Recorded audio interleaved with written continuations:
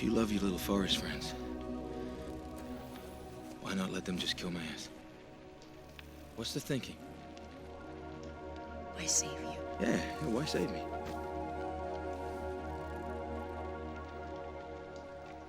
You have a strong heart. No fear.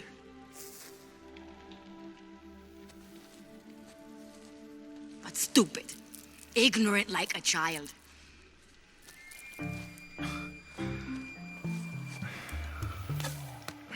Well, if I'm like a child, then, look, maybe you should teach me. Sky people cannot learn you do not see. Then teach me how to see. No one can teach you to see. Whoa.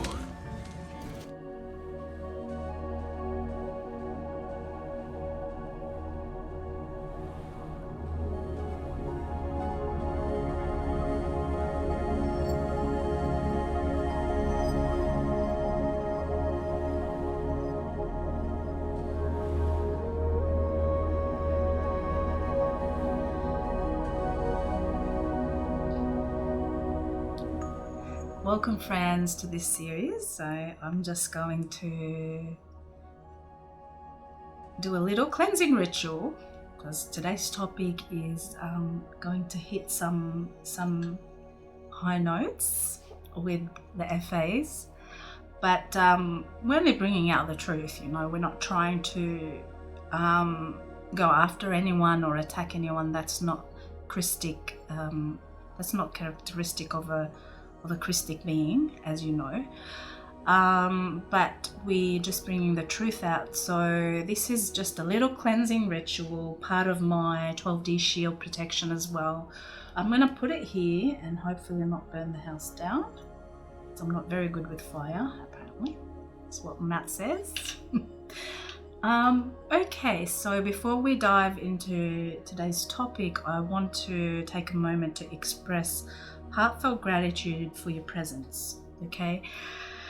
Whether you're joining us for the first time or whether you've are a regular to our channel, we really appreciate you being here. Whether you're leaving loving comments, participating in the forum chat service that's we recently launched, wherever you are and whatever you're doing, as long as you're partaking in a positive way with a positive exchange, you are, we're very grateful to you, and your involvement means the world to us. And personally, seeing familiar faces and names, especially since we launched the journal, or actually released the journal and launched the Indigo Connect service, I've got to know many of you, and that really warms my heart because it can be a lonely journey at times. So this sense of connection is something we really want to nurture and foster, and it's incredibly important for all of you, whether you're introverted or extroverted, or you know, it's very important, especially for Christics, Indigos, because as you know, there's not many of us, and it's a very, very lonely journey at times. So please feel free to reach out, say hi, and connect with other Indigos with this new service that we have, or other social media. You know, you don't have to be, you know, just limited to that one place. We have some exciting projects as well in the pipeline that will be heartwarming, would involve us all, so stay connected and stay close. I'm going to be sharing some suggestions and recommendations at the end of the video to nurture our connections and support healing, something every Indigo desperately needs right now, and humans in general will seek as well. So I'm going to put that out because it's creating too much fog here. Normally it wouldn't bother me, but I think nowadays I'm used to a lot less, so that's a so thank you again. And before we dive into today's discussion, I want to address one important update. We're actually pausing YouTube memberships. We actually haven't started the YouTube membership, so I can't really say I'm pausing the memberships, but because we've announced it, we said we are going to start memberships. you can say we're going to pause that idea for now, as we have other things to finalize to make this available, because we want it to be a holistic channel. We want to incorporate physical things as well, and a whole bunch of other things. This takes a lot of time to organize, plus I'm still off facilitating healing courses for online and also face-to-face here at our center, which is going to be maybe around April, and the journal and a whole bunch of other things, one-on-one appointments and things like that. So there's a lot going on, and we have been told to slow down, and I'm going to try and remember that, because sometimes our passion to help and make an impact and can get in the way of us as beings, as individuals, looking after our well-being, and it can be stressful at times. And so we don't want to make that mistake again. We want to go slow and just build the blocks one by one, but very slowly and consciously too. So in the meantime, please, I encourage you to find value in the podcast that we're going to be offering, the work, and we kindly ask you for one thing only, and it's through your generous contributions we can grow. And no matter how small, it doesn't matter. We don't look at things that way. We look at things in terms of, okay, people do value what we do, and even just a few dollars will go towards the work, because it's all funneled into the projects that we are sort of making or establishing, so that you can be involved in it too. And remember, we're hoping that it'll be a worldwide community where you'll be able to visit in person and feel at home, because we all need that, including ourselves. We don't want to live on our own and just talk to the camera. We want to meet people in person. So your support, even just subscribing to the monthly forums and that service on our website called Indigo Connect, for a few dollars a month, that's also very helpful. Okay, so now that's out of the way, I'm going to dive into today's topic. For today's talk, I've grouped several intertwined and very closely intertwined topics together. I believe they're crucial for our collective understanding in context of what we know as Templar conquest and Earth grid wars, and the greater cataclysmic planetary, galactic and solar events. So in this series, we will journey through the realms of APINs. Don't worry, I will explain all that, what they mean, but just remember, it'll be about APINs, grid works, wormholes, artificial false light, biblical revelation, seals, crystal grids, and how these affect us on an emotional, mental, physical level, such as inducing deep trauma into the human psyche, and indigos too, and things that we had to endure because of the actions of the fallen angelics, who are the minority. Okay, but that's not all. We're also going to explore rich history of indigos, the sacred Magi Grail lines, the 12 tribes, the origins of humanity. I'll also illuminate the mysteries of the Bridge Zone project, the reclamation mission, shedding light on technological inventions that actually hindered and continue to hinder human evolution. Together, we're going to uncover the Templar campaign, thwarting human progress, and delve into significance of the revelations in terms of, not because we rely on revelations to, shed light on what's going on, but there's a lot of code that we need to decrypt, if you like, and these sort of explain and put things into perspective. Things like trumpets, harps, angels in biblical text. So we want to compare those. I want to draw a comparison to the perspective of the freedom teachings, okay? Another thing, I will be delving deeply into the four horsemen of the apocalypse, interpreting them within the context of the freedom teachings and much more. Okay, in the concluding two-part series, I will address the past traumas and that continue to affect us today. These traumas are born from a history filled with pain for both humans and indigos. So yeah, I will offer the heartfelt recommendations and suggestions for healing towards the end of the second part of the series. Okay, without further ado, I will like to start the segment with a quote by Azara from FOL 2008, and I quote, "Eternal light is only true light, and the other lights will grow brilliantly and dim. Eternal light goes always from the darkness to the dim to the bright, and then cycles back again and goes into the velvet darkness and returns again to eternity. It is a still light that just stays. It is a light that moves and breathes like the soul or source." I believe this is an accurate description of eternal light source. Once you recognize eternal light, remembering it's your own light, it's the heart node. And this, once it's lit, it forever remains lit. And once you recognize the light, then false light becomes easy to detect. So that's just a quote that I really love. I had to write it down and and read it out to you. Given the depth and the gravity of today's segment, I say it's a bit of on the side of darkness. So it's a dark topic, okay? But in Christic science, we don't avoid the dark, as you know.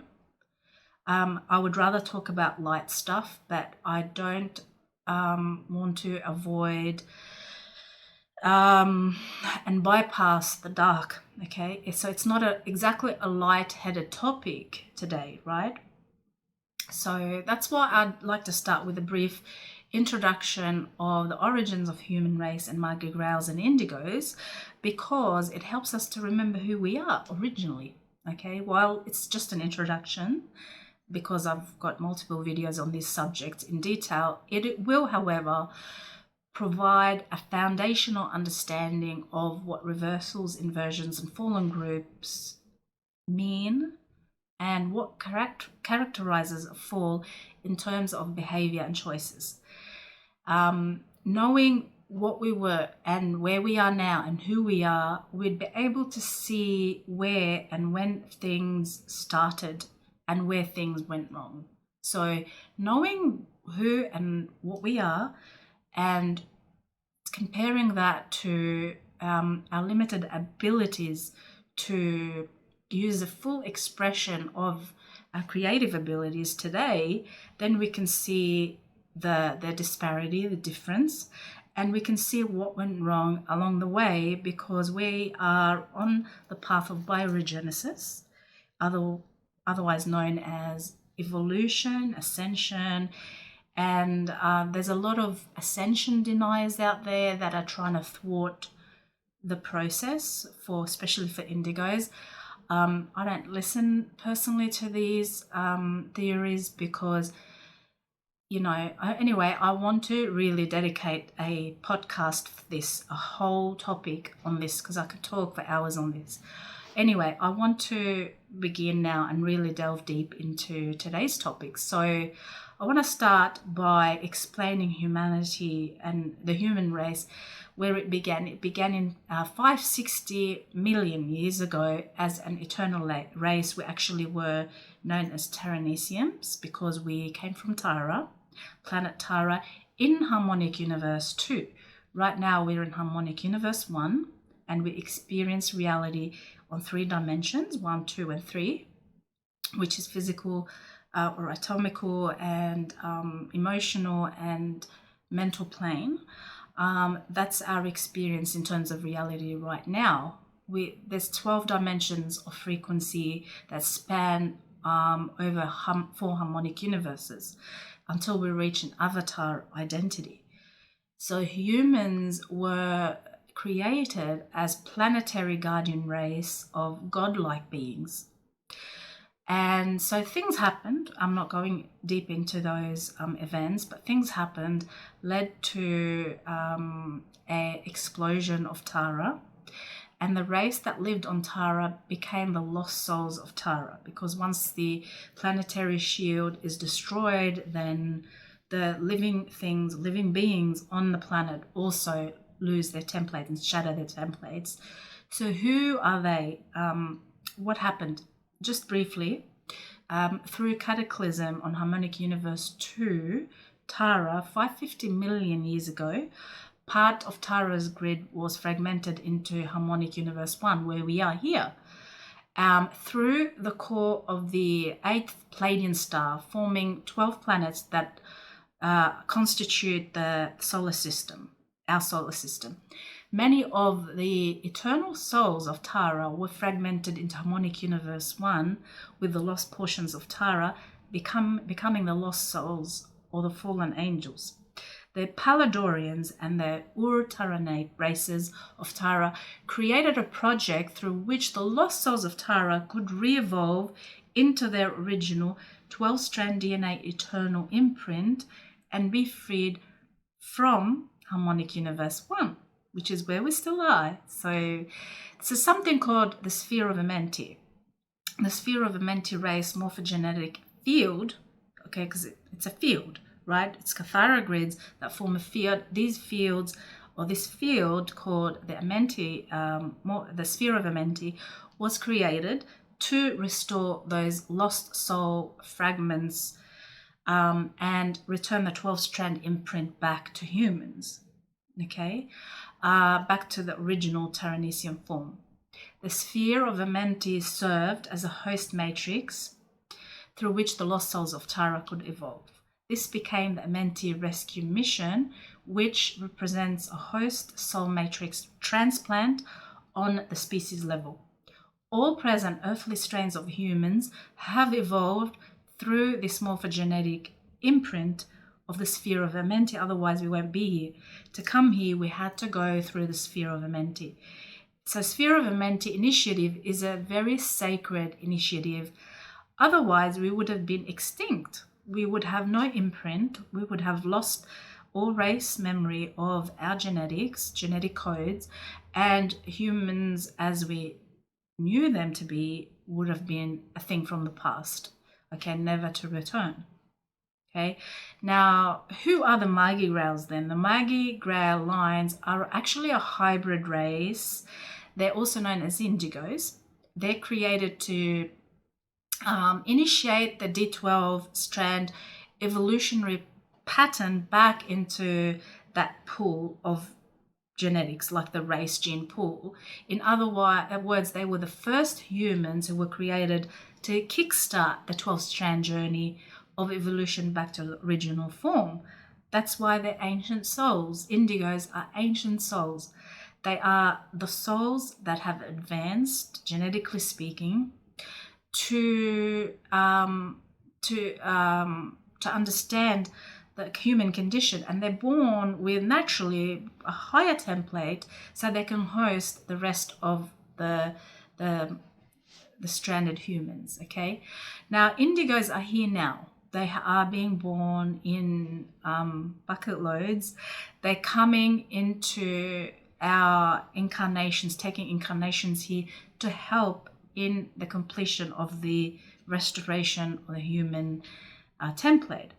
Okay, they vow to assist in the successful stellar activation cycle, which I will explain the meaning of the stellar cycles during this talk.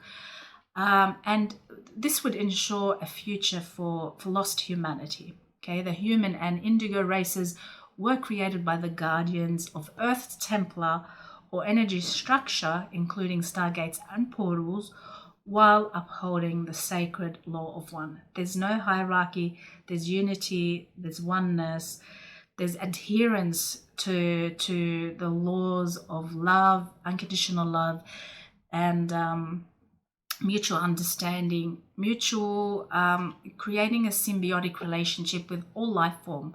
There is no competition, polarity, none of that. And the significant thing about Magi Grails is they are the Christics who were able to run the rainbow roundtables, creating a shield of protection from the fallen darkened ones.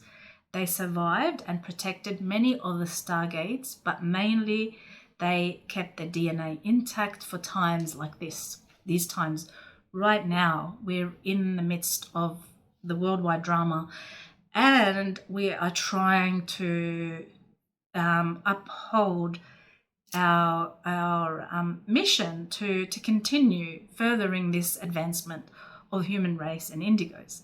So Rainbow Roundtables ensured that the DNA template did not become compromised or corrupted because the Kirashe, the light frequencies, are beyond the reach of the negatives. They can only attain 11.5 dimensional frequencies. Beyond that, they cannot touch these frequencies. They can reverse higher frequencies. They can create artificial counterfeit versions of the light, of the Kirashe, but they can't touch organic, natural frequencies streaming directly from the primal light field. So that's a significant thing that you've got to remember, is natural, eternal light will always, always be more powerful than counterfeit light.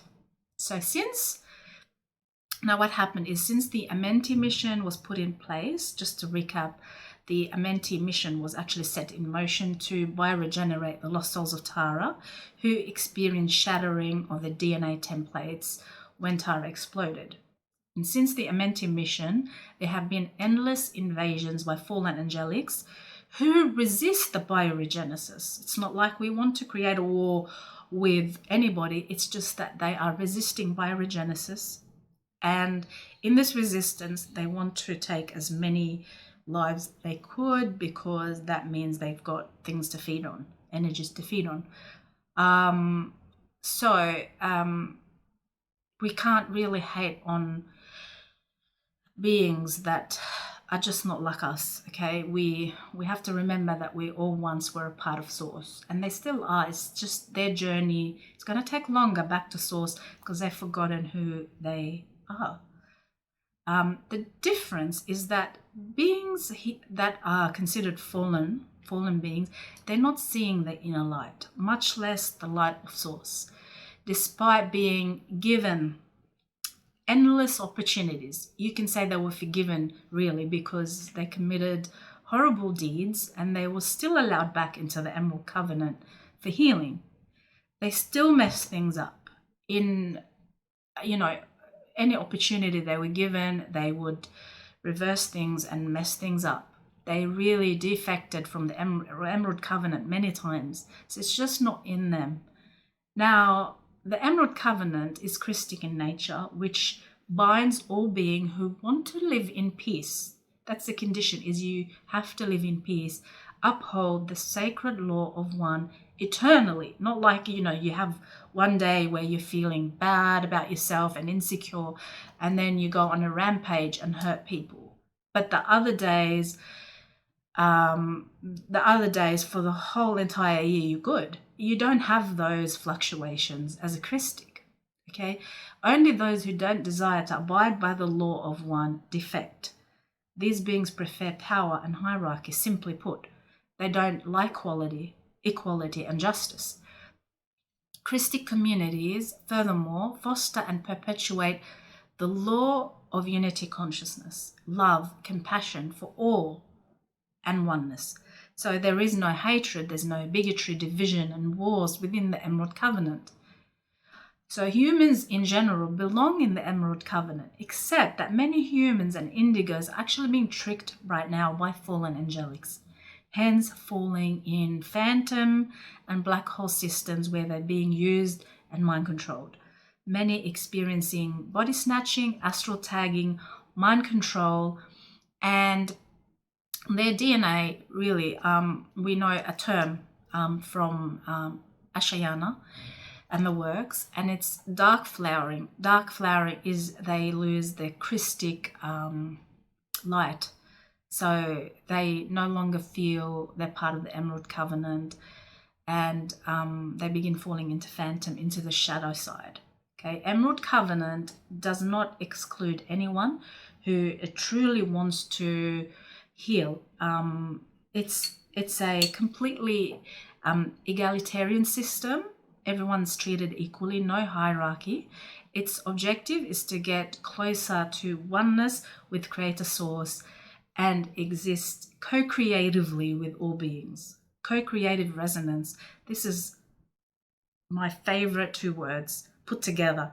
Co-creative resonance. So you resonate, the energy resonates, you co-create together. Okay.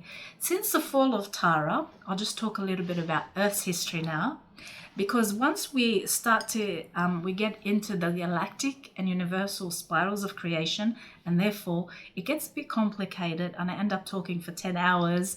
So I'll try to limit my talk to Earth's history. Since the fall of Tara, beings on Earth had to endure actions of the fallen ones for eons. Earth has had at least one pole shift. That's what I know. I don't know if there's been more, but I know there's been one pole shift. Atlantis had disappeared and taken over. Ianis, who are the pure Emerald Covenant race, were wiped out.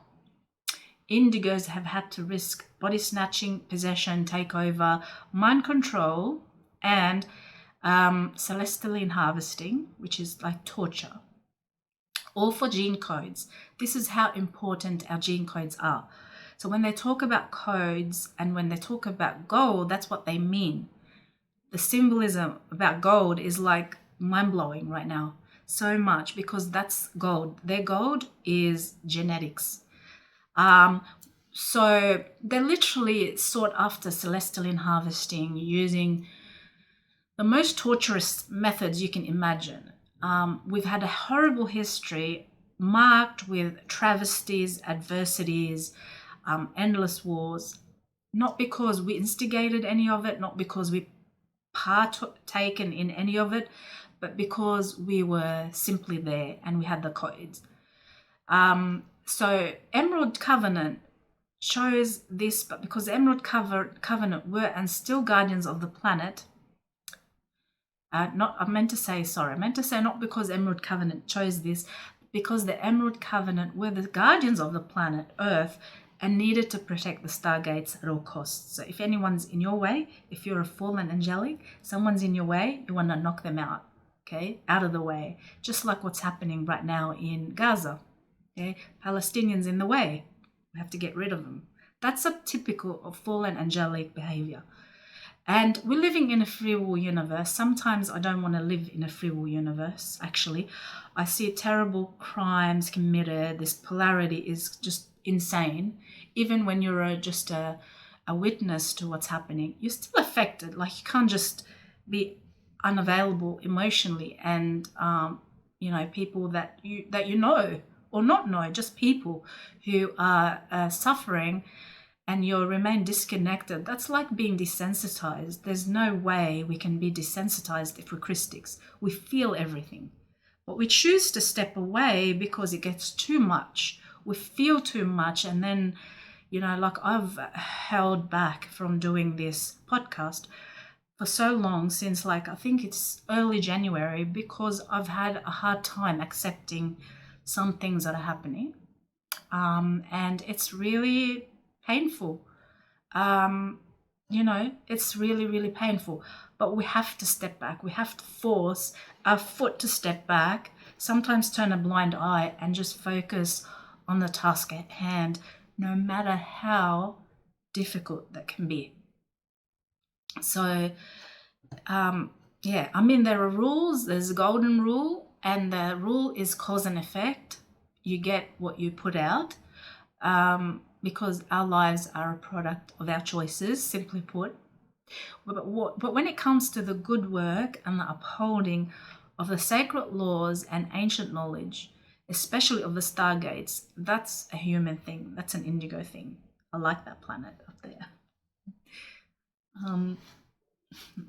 Maths actually creates all this, so I'm just so lucky to to have a partner like Matt, because yeah, we just get along so good. And you know, if I didn't have him, my work is incomplete, and vice versa. So yeah, that's just something I absolutely love, and he makes it possible for me to be here, because otherwise I would just curl up in some random place on earth, probably in some cabin or something in the woods, or in a caravan, and just lay there and just like meditate and read and write and just mind my own business quietly. But he pushes me to come here, not in a bad way, in a nice way. He believes in me and he encourages me to come here and do this. So here I am. Anyway, now you have to remember that we are here as the ground crew, if you like. If you don't like, you'll still be a ground crew, because we're all guardians. Otherwise, you're not drawn to this material. If you're not a guardian, you're not drawn to this material, full stop. We're here to protect Earth's stargates. It's been long and tedious, the journey, I know. It's been long and tedious for me. But now I feel something's changed though, because now it's like we tolerated violation of boundaries, but now something has changed and we no longer tolerate bullying, and we no longer tolerate violation of our boundaries. So we don't tolerate distraction. So we are standing, we're making a stand right now, okay? There is something called evacuation plan. It's about isolating the problem now. We're not inviting the problem back into our universe, into our field. We are gently, but with force, with sustained force, isolating the problem so we can continue living in peace and harmony the way we are meant to live. Okay? We're creating space for us to evolve in. Us meaning the ones who desire to evolve and know themselves and source without interference. This time around, the fallen angelics, the troublemakers, will be frequency fenced, meaning they will not get another chance at Bio-regensis. They will not be invited back into the Emerald Covenant. Instead, they'll be locked out into their own matrix, into a fallen matrix, most of them in a fallen black hole system, because that's what they've chosen for themselves. That's the decisions they've made. So they go their way to the creator, to source, we go our way.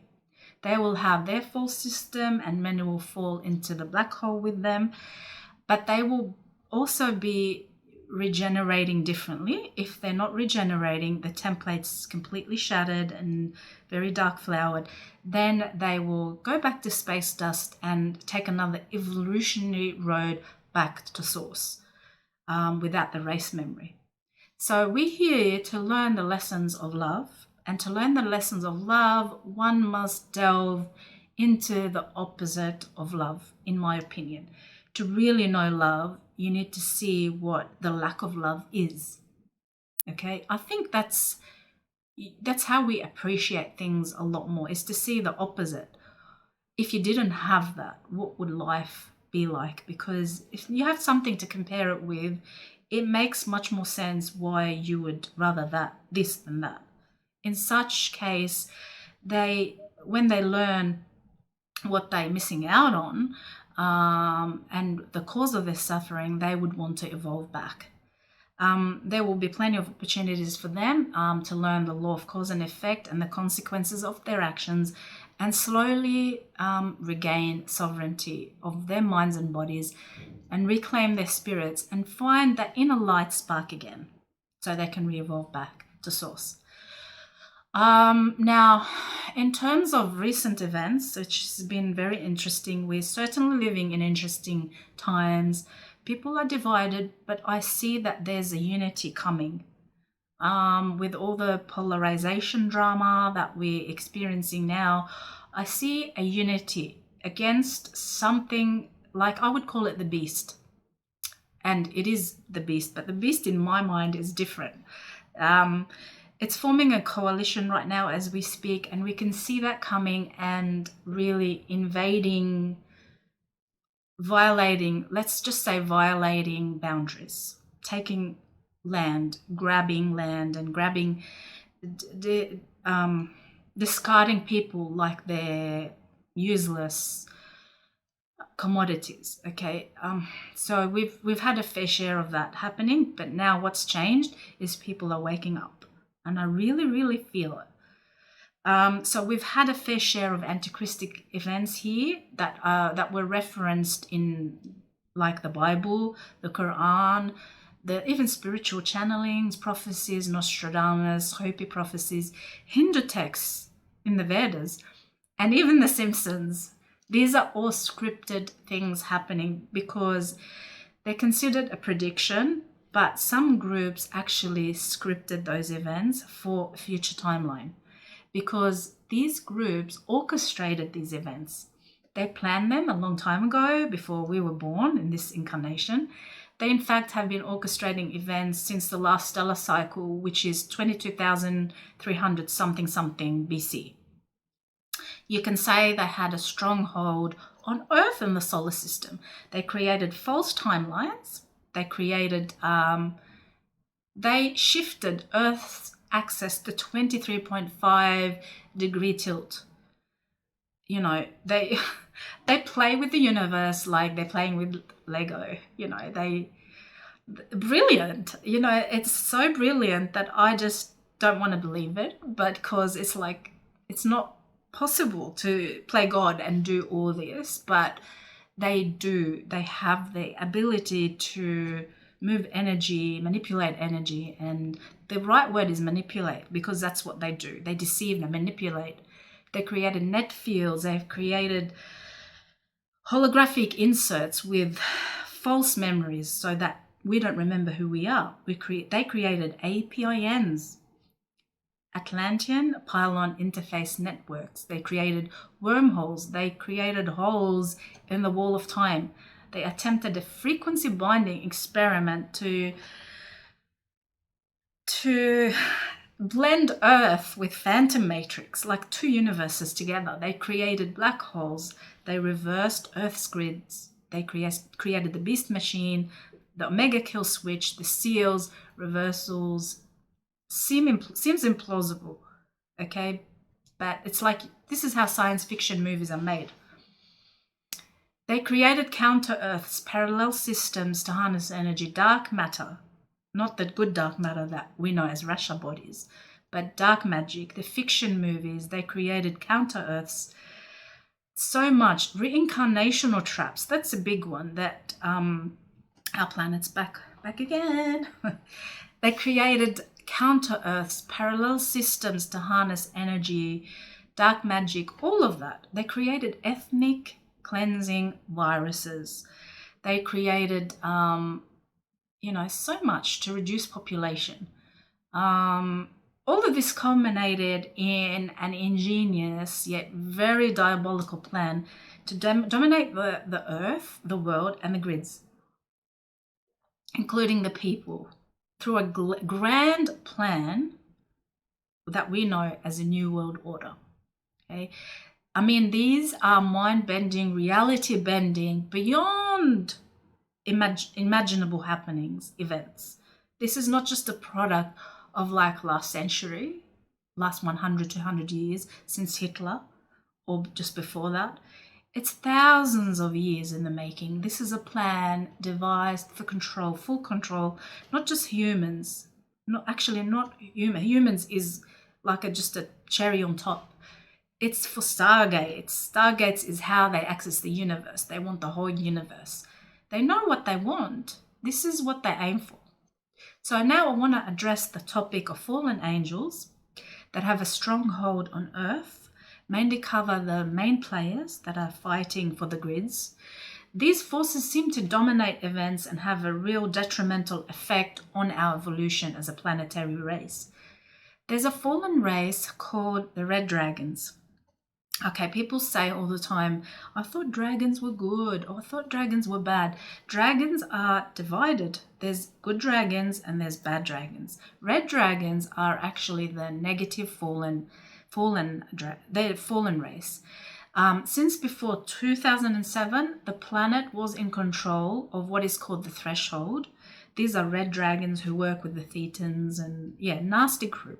Dragon crews responsible for moving and influencing people on planet. They are the ones that are seeking to fulfill the World War III drama. Now we're going through a set of like orchestrated events by the Red Dragon crew right now. I'm not sure if in 2025 Earth is still controlled fully by the Red Dragons, because these things change. You know, when they kick the ball and metaphorically speaking, the ball is in your court now, that means that group has control. The other group lost control. It's like a, yeah, it's like that. So right now we don't really know. I don't know personally. If you do know, please share in comments. But I think the Thetans, the Red Dragons, they're the ones in control. And they really come from the Wizsale matrix, specifically the Wizard-Drac system. But I think they connected. Hang on. I think these beings are the ones. Yeah, these beings are the ones that connected wormholes from Earth to from the hijacked parallel Earth to Earth via the Mikamaka Black Cube Grid Interface System. Okay, that's connecting the APIN systems. So these are the people that overloaded the sun, causing what is known as prana seed compaction to the sun, literally like a suffocation, cutting off the connection of the biological sun, the physical structure to its light body, to its dark matter body. So you have all these layers of the sun separating from each other, causing prana seed compaction. So it's like it's a death. This is called Bardua, means death. So we're talking about the sun in this case. I've talked about this extensively in Starfire Ascension video on our YouTube channel, so you can check it out. So the Red Dragon groups, they control what is called the threshold. It's a grid. The threshold is a grid. It's like a grid and plugged into like glass towers. They go, for those, some can see them in the etheric if they have certain strands activated. And what Ashayana said is they look like sheets of glass and they make cone shapes and they go way into atmosphere and into the core of the planet. When they activate, they actually turn into towers, so like glass towers, but they have cone shapes between, like joining the glass sheets, and they siphon energy from different dimensions. Like they're siphoning instruments. I don't really know much more, but that's what she said. And there's lots of them. Apparently you can only hear them in like etheric dimensions. Their towers, they're not natural. They're a plant of crystalline implant meant to harness a black hole fall, creating a wormhole, and then bring the black hole currents, harness the system, and drag the whole system into a harnessed fall. So harnessing living system to feed on it. That's what they want, because they can't exchange Shalea light. They can't exchange energy from the core domains, from source. Okay, these are the Red Dragons. They are the wormhole experts. Red Dragon team. That's the focus of my talk. Because this is what I believe we're currently witnessing in terms of recent events or current events and the dominance in power. And they want to reverse our shield and access Eartha through our shields. So I believe we are a threat, but we could be a target too. So it's important to be very protected. Eartha is the host star, if you don't know, but you can watch the Aurora field. It explains Eartha and Earth and all that. Eartha is the host star into which Earth and Tara are connected to through Shala, Stargate 4 and the Sun, which is Stargate 4 is the Sun. All three are sitting within Eartha. So Eartha and all Earth and Tara, they're all sitting within this large celestial body that we call Eartha. The way to picture this is like small plates sitting within larger plates, within extra large dinner plates, all spherical, spheres within spheres within spheres. The Christic spiral is what they want. They want to harness it using certain codes to invade Earth. So you need to remember this is not a human war. Humans are dragged into it. Humans are a Christic race. They don't want to live in chaos. Humans are not interested. Indigos are not interested. These are wars between fallen angelics, fallen groups, and they're competing for Earth's grids, Templars, and Stargates. Now, the Indigo shield, when we say shield, it's Cathara breeds brought together. It's a shield. Okay, it's how to explain the shield. It's like the gel that holds the morphogenetic template together. This has been attacked, so the Indigo shield has been attacked to weaken individuals, so individuals can't run proper frequency and keep the shield to save some of the grids. A race called Aquari, Guardian Christic race, they placed gyrodrome facilities through the Aurora platforms so they can provide a safe passage for us when evacuation time comes, which is imminent. Because when 2047 comes, Earth is going to starfire, we're going to need a way out, or to step up out of where the drama is, and there's going to be a lot of trouble here, which I've covered in other talks, other podcasts, so you can catch the replays. The gyrodromes are facilities that pull people who hold the Christic code into Eartha. The people who are trying to take us down still don't know we have gyrodrome technology installed by the Guardians, so they think we're weak and helpless. But we do have the access to that. The Crystal River Flow or the Ark of Aquari, these are the races helping Christics and those who carry Aquari and Christic codes with the ascension and evacuation into the safe zones. Okay, on 5 different occasions, humans have become extinct. This has happened before. This was going to be our 6th extinction scheduled for 2012. There's many movies made about this.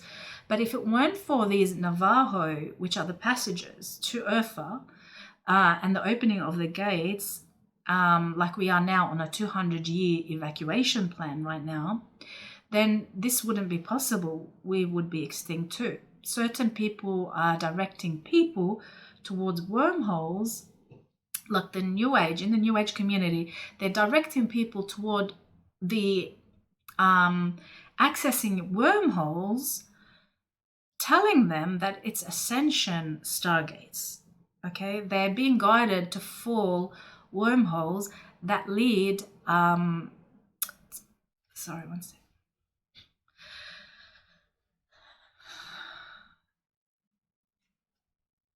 Sorry, just a technical thing here.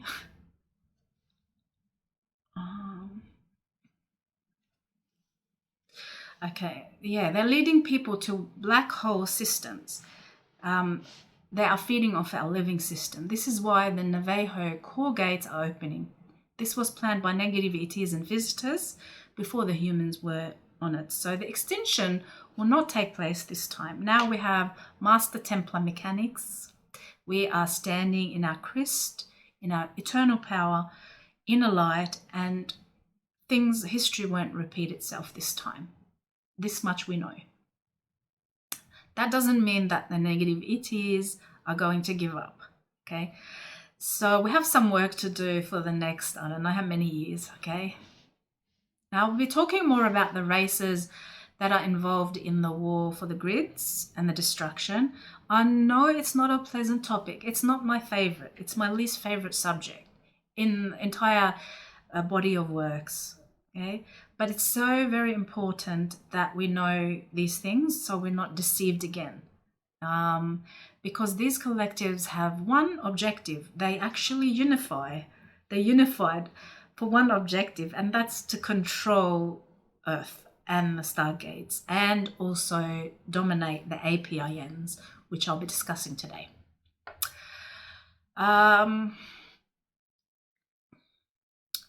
Now, just remember that some people have asked if they've taken over the entire network, the grid network. At least a third of our grids will remain safe because of the intervention of the Guardians. We have the maps, we have the keys, and we have safe zone grids. These were created from the last stellar activation cycle 22 something years ago in case we need it, and thankfully we do need it. We in this time now where we have to evacuate, and we will need the keys, maps, and all sorts of things to help us guide us out. Now, the purpose of keeping these grids safe is in the event of another fall of Earth's grids, there will still be a safe zone for humans to ascend through inner Earth, Aurora, and Eartha. So yeah, like I said, we do need these to find our way out. And Shala Gate 7 is the only gate that we can ascend from right now. Again, watch my Aurora races video if you would like to know more about that. So another race now, moving on from the red race, red dragons, another race trying to dominate the Earth. Actually, there's a few shadow players. There's a few of them, but I can't cover all of them in one segment. So I'll just do the main shadow players who seem to have a stronghold and a strong influence and domination right now on Earth. We have the Wizard Deck and the Wizard Drac. They both come from the Wisala matrix, which I believe is our parallel Akasha. The Burga or the Borgia, there's also is a black hole system. There's something called, like I said, the Wisei matrix or Sala matrix. It's in a parallel or an adjacent. I can't ever remember that. I think it's adjacent Akasha, but they're like our neighboring Akasha. This matrix, the Wisa matrix, is a fallen matrix, not entirely because there's some Christic groups there, but they birthed two nasty black holes. One is Wizard Drac and one is Wizard Deck, black hole systems. Like I said, it's a partially fallen Ecka-Veca system. Ecka and Veca systems, they can fall. Akasha systems and above, they can't fall, because that's when we reach into primal light and above and the inner domains. So what these systems used is they use technology to splice, so slice and and separate organic and also harvest organic energy of natural energy systems. In other words, vampire of living energy systems. Just for information, if you're wondering what a black hole system is, a black hole is a self-sufficient vacuum or a self-contained place within the universe that has its own quarantine and it feeds off each other. It's disconnected from source. Okay. Now, when the starfire engages for Eartha, when that happens, or when any natural system engages in starfire, which is a natural birthing process, and then it engages in Adashi returns, which is returning back to source with the inhale, those who don't hold sufficient Christic frequencies get left in the same space until their quanta burns out. This is what's happening to these dying systems that are fallen. New system then simply with the exhale is birthed, but black holes don't follow this. They just simply die off and they wither away. They go into space dust. Now, not right next to their Akasha, the Wisa Akasha, is the parallel adjacent Akasha. In other words, their neighbors are known as the Aquinas matrix. That's the hub name level. Their outer domain races are the Aquaries. And I've talked about the Aquaries in Aurora Races podcast, which I made last month. This is not a fallen system. They're completely Christic. They remain for a long time holding the Christic codes. And that's just to give you perspective on that. Now, in our parallel Akasha, so parallel to our Akasha, is another black hole system shadow player called the Borgia black hole. These are the guys that we're having trouble with right now. They created the time rip black hole system, and it was shown on the Ecka maps. The science here calls them the great attractors out there in space. That's what they do. They attract so they can vampire and eat the energy. They eat things. They eat matrices. Okay. They were birthed from a matrix called the Borenthasala. Borenthasala races, if you like, are the ones that started the drama that's unfolding here and has been a drama since I don't know how many millions of years, but like 400, 500 something million years, if not billions of years. Borenthasala races are the ones that actually started the drama in our Ecka system here. They originally were Christic. They witnessed something happen in their matrix in density level 1, the density 3 system. They watched the Veca quadrant go into space dust return. Something within their matrix went wrong with portions of their races choosing something anti-Christic. The Christic Ecka race was horrified by what they saw. That is the fall of some of their own people in their Veca system. And it created feelings of grief and resentment towards God, towards Source within their hearts and minds. They decided to find out, to investigate the cause of the problem. They identified that the problem was competition and polarity. So like I said, they were Christic races. They loved the Christ, but they wanted things to be better. They wanted perfection. They didn't want polarity. So in not wanting something, they created something, and they created polarity. They created the Bio-regensis system so they can all have turns at understanding this game, this polarization game. So they divided themselves in 3 groups. Group 1 would incarnate as victims, Group 2 as victimizers, and Group 3, they watched the drama unfold so they can understand consequences of actions and how things work. And as time went by, they became very resentful, and of course this all resulted of free will, because these people made their own choices. And then they began the experiment culminated in something greater but nasty, which was the 6 quarantine polarity experiment. That is what we know as a victim-victimizer game here. This entailed a group of them, as I said, born as victims, victimizers, and a group 3 which would just watch the polarity, alternating between these roles in 6 rounds of 6 and that sort of thing, allowing them to experience the polarity to full extent. It had dire consequences.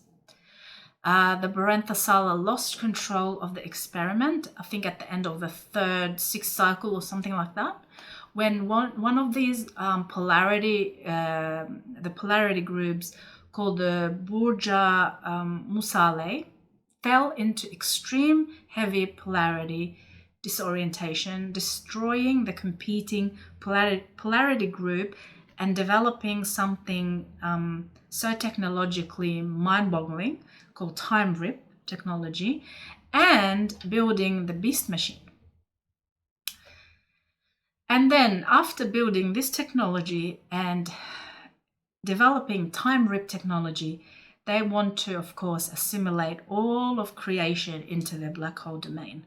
That becomes their prime objective, is to assimilate the entire universe into their own black hole domain. So yeah, that's what happened from the Borenthasala. Now that group, the Borgia matrix, fell into our matrix, the black hole system, and we now have victim-victimizer on our Earth planet, in our solar system, thanks to the Borenthasala races.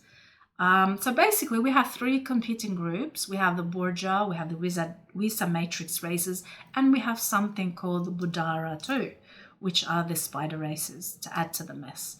So these are all competing shadow dancers that want to assimilate our time matrix with their black hole system, so they have something to feed on in the long run. Now, evolution for Christic races meant evolving past victimization programming until we're completely devoid of all programming, especially the VV programming, the victimization programming. If you're having trouble understanding this concept of programming, I'm going to give you a few examples of what a person who is heavily programmed in victimization, what would they say, what would they believe, and what would they do? What is characteristic of a person who's heavily programmed? And by the way, we're all programmed. It's not like we're just nitpicking and saying these people have it and we don't have it. We all have some remnants, and if not heavy programming still that we haven't identified yet. But these examples should help you understand what this programming, what it looks like and how it manifests itself. This is one thing you've got to remember is victimization manifests as disempowerment. Disempowerment. If you're not empowered from within, if you don't know yourself, that's maybe another thing. But if you are disempowered and having a lack of self-love, you may be programmed in victimization because you are considering yourself a victim. So here's a few examples. If you're feeling unworthiness, unworthiness will manifest as overreaching, overcaring, rescuing others on account of oneself. That is making other people happy on account of one's own happiness. So you be the martyr or the rescuer, or you give your life to something or someone else on account of your own happiness. This is lack of self-love.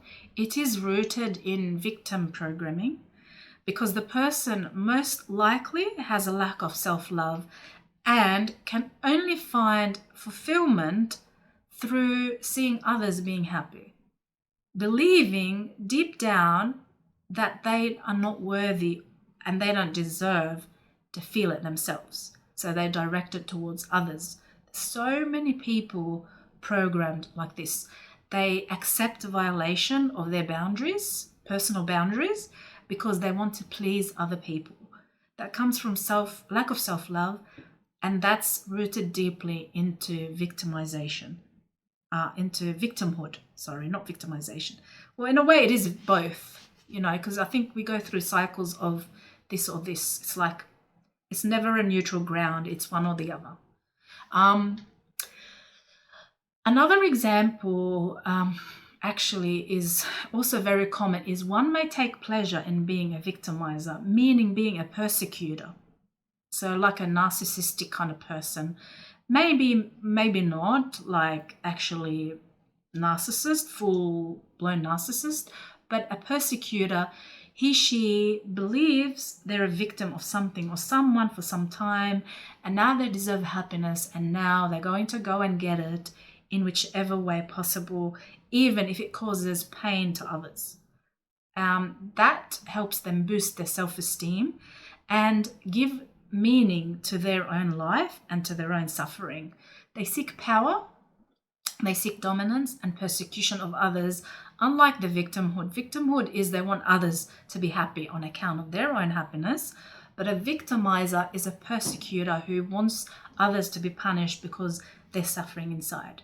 This stems from also a lack of self-love and feelings of I'm not enough, inadequacy, leading them to resort to punishing others to feel better about themselves. This comes from a feeling of void within. So have you ever complimented someone? And it's, I've got a little bit of experience with this because I do facilitate courses on this. And the first thing I ask is when you are given a compliment, what's your answer straight away? This will help you know if a person, how they feel and how they perceive themselves. Because some people will say, oh, I don't know if I'm you know, if you say, for example, well, you know, you speak really good, you know a lot. Oh, I don't know about that. I just copy, or, you know, they try to downplay it. This is a lack of self-love because they think they don't deserve the recognition. And they usually want to be rescuers.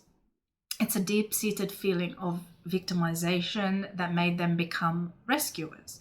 So it's the triangulation of disempowerment.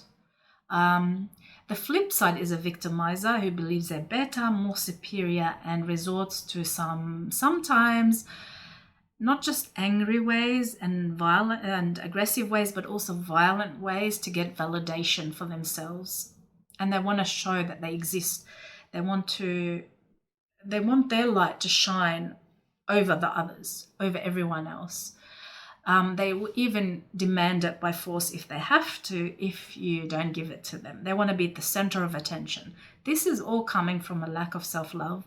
This is the VV, victimization programming. And there's extreme examples, of course, that we see play out, like in cases of fallen angelics. There's thousands of examples I can give, but this few examples is just to paint a picture for you that sometimes victimization can be so covert and may or may not be exhibited as narcissism. It has its roots in the VV programming, and its main root cause is that. Imagine if the VV program doesn't exist. No one would feel superior and no one would feel inferior. Then we're living in a Christic society.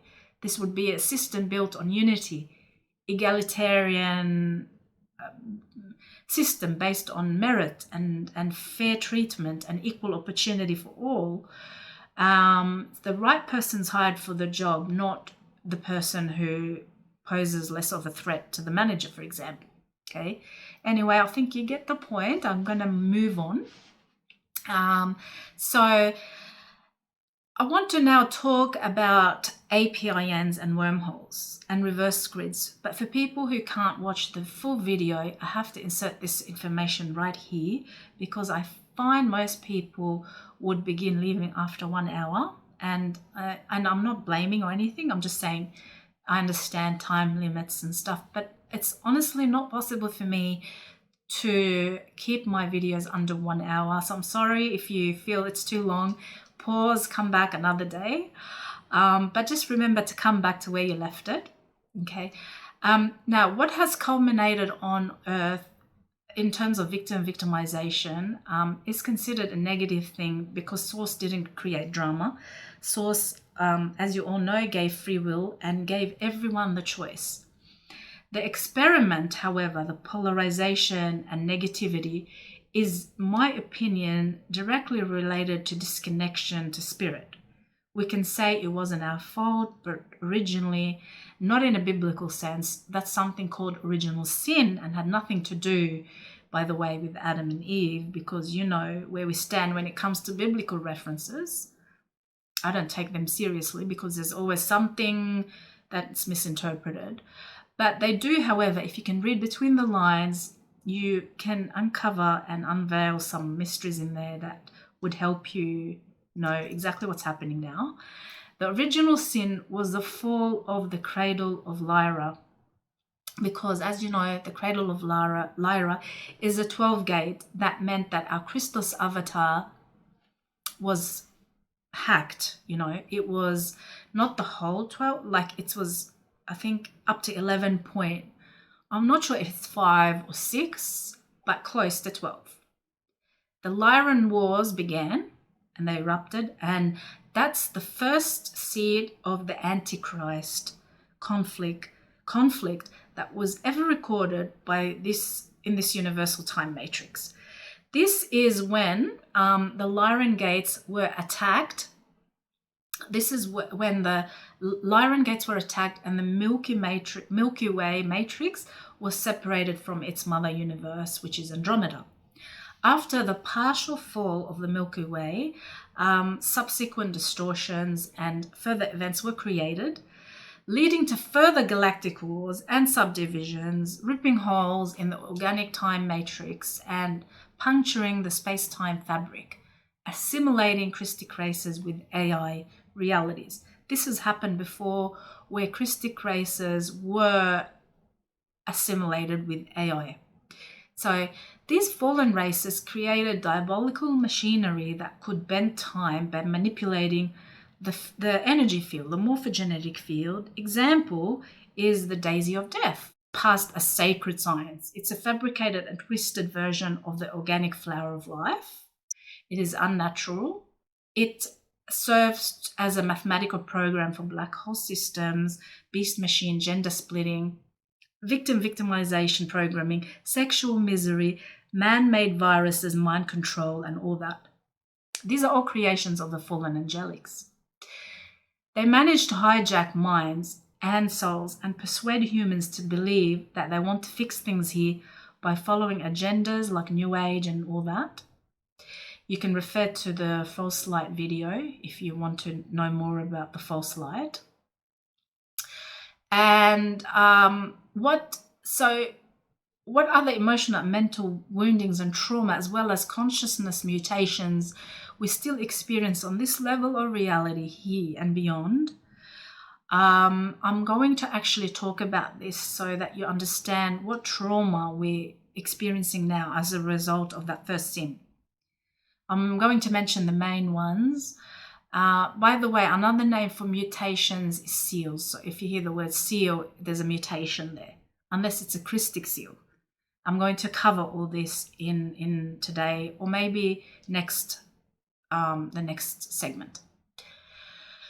So something to remember here is steel is, we need to heal from seals, it rhymes, but not all seals are negative. Some seals are put there by Christic races. So I'm going to delve into some of the seals today. Before that, I want to talk about trauma and emotional wounding.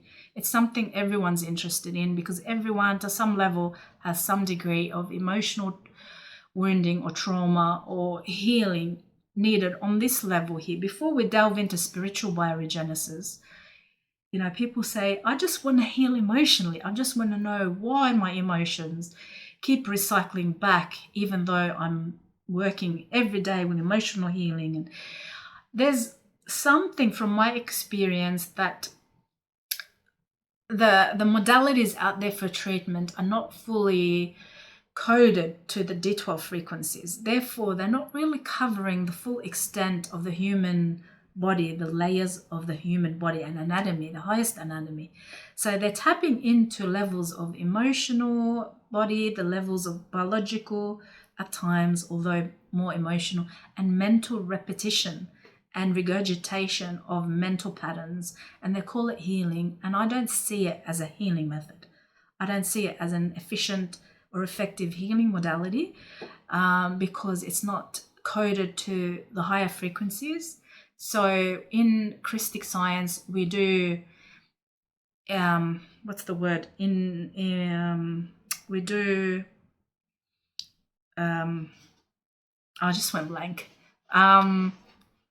We have a system of bio-regensis that heals all the way to all levels of anatomy to D12. So that's the proper healing system. Anyway, coming back to some of the woundings and trauma and emotional wounding roots and origins. So I want to first talk about the Orifim guilt complex. In 208 something BC, okay, that's thousands of years, 200 something BC, approximately, we lost control of our temples to the Nephilim. So the Guardians systematically destroyed them so the Nephilim didn't access and control stargates and temples. The Orifims were given two choices. One is to stay with their partners, and be taken over by Nephilim, or two, to evacuate with the Guardians. This is just summarizing the event, okay? As a result of the temple's destruction, the body of the Orifim had to undergo biological death and trauma to enter into cycles of incarnation and reincarnation. They utilized the most horrible, the worst torturous methods to destroy biological bodies. the Nephilim that is, it resulted in morphogenetic fields blowing apart while the indigo, the Oriphims, were aware and conscious.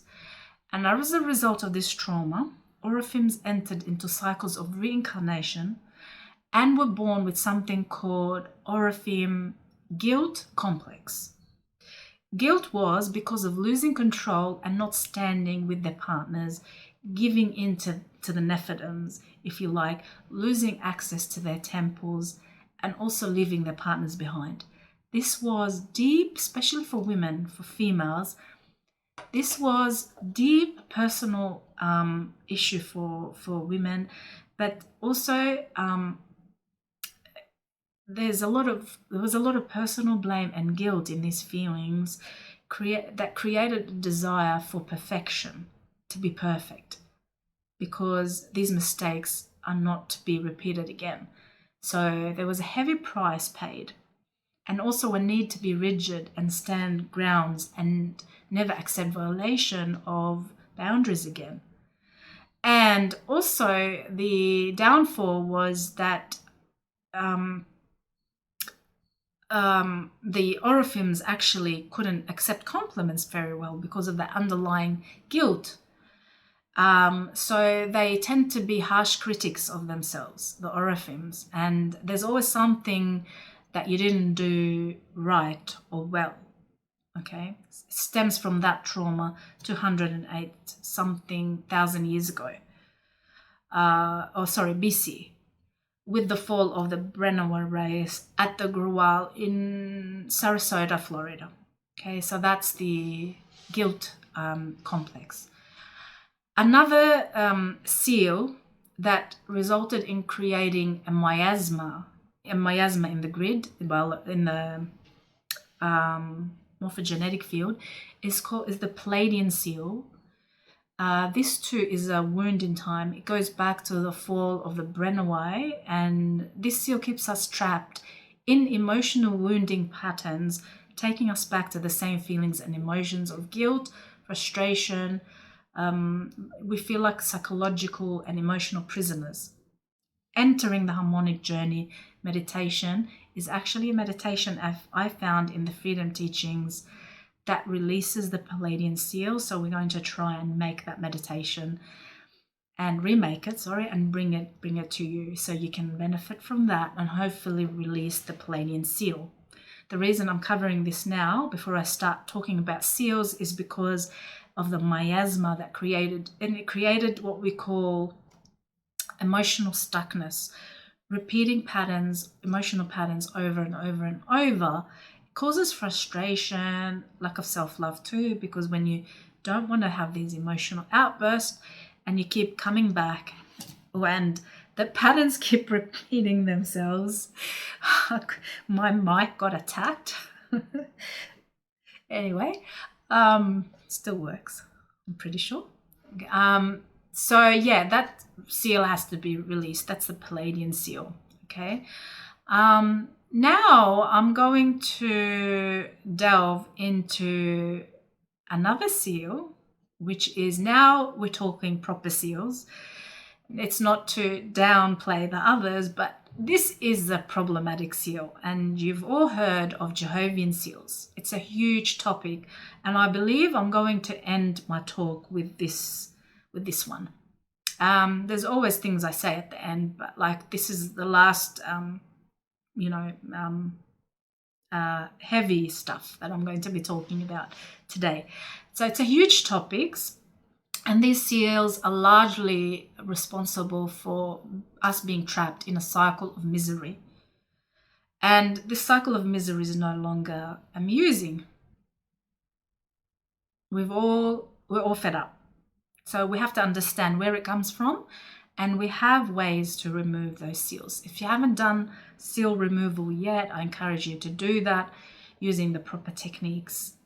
They're all available in Freedom Teachings and in our journal too, where you don't have to buy the journal if you don't want to, that's okay, but you will find the Jehovah's seal removal method in the manuals. So in the Bible, the horses represent, we know that there's 4 horses, the 4 horsemen talked about in the Bible.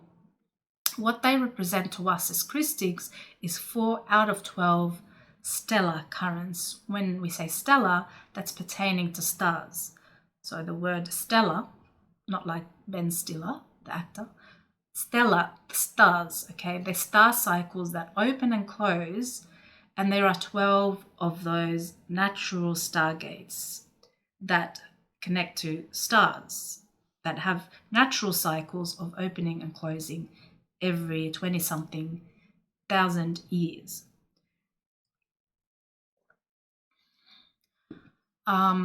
Each time they activate, they give a chance for celestial body and the beings that inhabit that particular celestial body to evolve. So it's a chance at evolution, and it's a very, very natural organic cycle. So for those naysayers who say that ascension is not natural or is not real, then you're denying the whole science of stargates, because that's what stargates are for. So the 4 horsemen, as referenced in Bible, are powerful metaphors. They represent significant symbols in the book of Revelation. So these are from the book of Revelation. Many revelations in scriptures, these symbols are not stated outright, but they hold deep meaning. And unfortunately, it's a sinister one. It's not a good meaning. It means that something is unfolding and it's not good. The 4 horsemen symbolize events that will unfold in the end times. End times. They're calling it the end times. They're bringing the judgment upon the earth. This is the end time. The 4 horsemen are going to show up. So, according to Revelations, when these seals open, believers, as in Christians, Christian believers, will have a clear vision. They will start to, it's like the cotton's removed off the eyes, and they suddenly will have a vision and see exactly what's happening on earth, unlike the rest of the sleepers, which we're in that category. So in the freedom teachings, the meaning of those horsemen is foretold because it was known to the guardians that this time will come and the negatives will plan something big. Why? Because it's the stellar activation cycle, 2000 to 2017. The real meaning is that the 4 horsemen of the apocalypse refer to technological warfare and subterfuge to reverse the flows of 7 of the 12 Earth star portals during the ascension cycle, 2000 to 2017, using crucifixion implants called Jehovah's seals. They belong to the Anunnaki, Jehovah's Anunnaki seals. So these are crucifixions put into the grids in order to cause not just delays, but actually completely prevent ascension of the indigo children and humans. Now, there's something else. Angels, trumpets, and the beast, they're also mentioned. They're considered advanced warfare technology to us, not to the Christians. The 7 angels of the 7 churches refer to the 7 crucifixion implants and the pylons, again to us, not to them, which is, by the way, APIN is Atlantean Pilon Interface Network. Another name for diabolical crystal technology fallen angelics used and continue to use. So the 7 pylons refer to 7 candlesticks representing 7 churches to them. Angels is a code word for advanced technology of hyperdimensional cones seated in Earth's grids that reverse the violet beam current, corresponding to the indigo violet current. What they want is reversal of the 7D current of the planetary logos. As you may know about chakras, the 7th portal, 7th dimension is the violet ray. 6 is here, 7's here. It's our connection physically and mentally to the spirit realm, the higher realm, the cosmos. It's our gateway to the spiritual anatomy. They want to reverse that because putting a block there means we have no connection to spirit, to a cosmic creation, connection to earth. All of that would be severed. And we don't know who we are anymore, because if you disconnect from the violet ray, from the indigo ray, from your heart node, then you just become a walking zombie, basically. You can be so mind controlled that it's like, we're seeing that now. So many people are mind controlled because of the seals, and they just don't know it, and they don't want to know it. So these writings are clearly the work of the fallen angels or aliens, the NAA, to create violent religions on Earth. The Phantom Matrix is a slow-acting system of black holes referred to in the Bible as bottomless abyss, okay, which is the realm of hell and Hades. I think that's how you say it, Hades or Hades. Anyway, that's like another word for hell. Little do Christians, as opposed to Christics, realize that they are engaged in a spiritual warfare. It's been in the pipeline for so long before the first Bible emerged.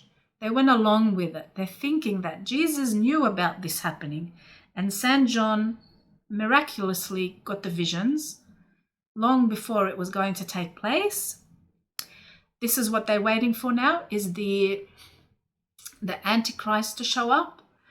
And they believe when the Antichrist shows up, their rapture date is near. That's why they're so excited about the Antichrist coming, because that means that Jesus is returning. By the way, the word rapture that the Jehovah's Anu, Elohim, and Anunnaki falsely use is ascended masters. So they think that rapture is like becoming an ascended master, and to them it means ascension in their own way. It's actually a composite word of three, according to freedom teachings. It's Rasha, Pata, Ur. Rasha, Pata, Ur. Rasha is your dark matter body. It's the 15 Jalizic radiation layers that make up your Rasha body. Pata has many meanings. I know meanings in Sanskrit and Buddhism that means something, but I think the real meaning is to expand and see the light, or expand, or be given a clear vision about, or be blessed for something, okay? And the Ur, this one you would know, it means light. So it's a word to mean that someone or something is on ascending spiral after being blessed with light of source. That's the word rapture. It means in the true literal Christic sense. In Christianity, it means becoming an ascended master and ascending. But where they're ascending, I'll cover that in a bit. They're not ascending to the same place we're ascending because they've been tricked. They've been misled. Something I found very interesting, I just want to give you an idea on how things get reversed here and inverted very easily.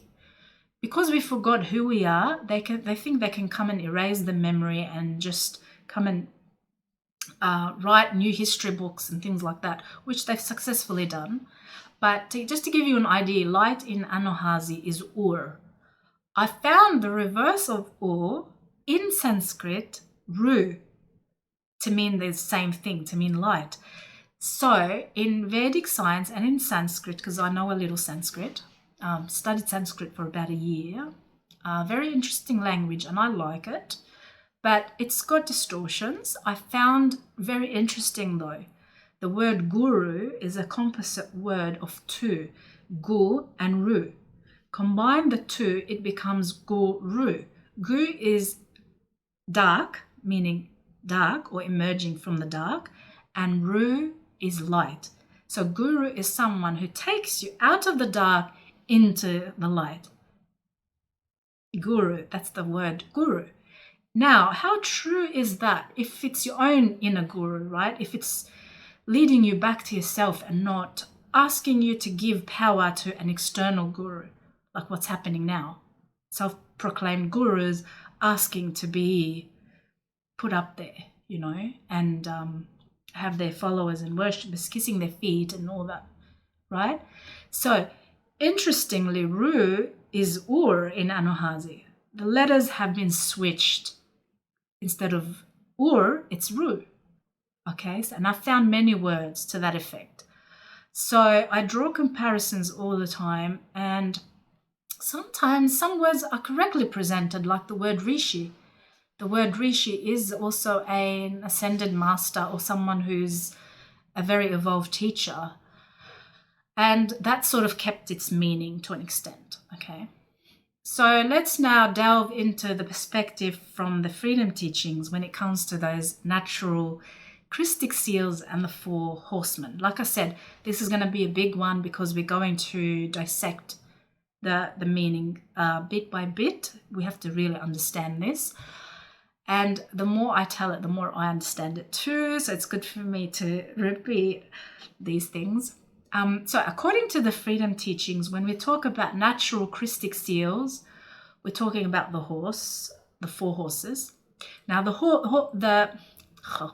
horsemen, the men that ride the horses, are actually the Jehovah's seals in Christic science.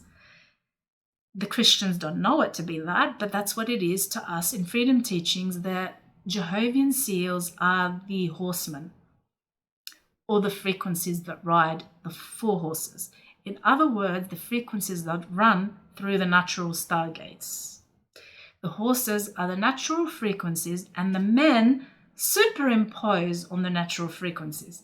So they're trying to tell us that they have frequencies that are superimposing on the natural Earth frequencies, running into Earth Templars to begin activation of Earth's stargates just in time during the stellar activation cycle. This is our problem right now. The frequencies running into Earth's natural Templars. The invaders are called Templar Crusades because they want to be the horsemen. They want to be the ones riding the frequencies. They want to override natural frequencies, okay? Does that make sense? So let's expound on this a little. The 4 horsemen of the apocalypse refer to the technological warfare that reverse flows the 7 of these 12 Earth star portals or energy centers during the ascension cycle. Now, what's meant to happen is as the first of the 4 Jehovah's seals releases, it unleashes the 4 horsemen of the apocalypse. When the first 4 Jehovah's seals release, not the first 4 Jehovah's seals release, it unleashes 4 horsemen of the apocalypse. So Earth's planetary shields would begin ripping apart, means Earth's populations will be held in suspension. It's a transharmonic suspension, means between layers, between frequencies, meaning we become stuck between dimensions, meaning no ascension. That's how reincarnation. In reincarnation is you get stuck between dimensions. It's called harmonic, means between harmonic universes. So you're stuck. What they planned for, these fallen angelics, is a part of Earth's template, and the populations held by the Jehovah's APIN are intended to go, and this is so evil, they're intended to go into merger with density 3 phantom Arcturus via Phoenix wormhole. So they create a wormhole and they blend together universes. Okay? The Jehovah's Anu Elohim and the Anunnaki false ascended masters refer to this as ascension. It's nothing more than suspending lost souls in false reality in transharmonic universe, means in the middle between 2 sets of frequencies, and they remain stuck there until they're saved, until they are allowed out. It's a false illusion. It's a macabre. It's an unholy ascension. And that's what Christians are led to believe. That's what they're waiting for.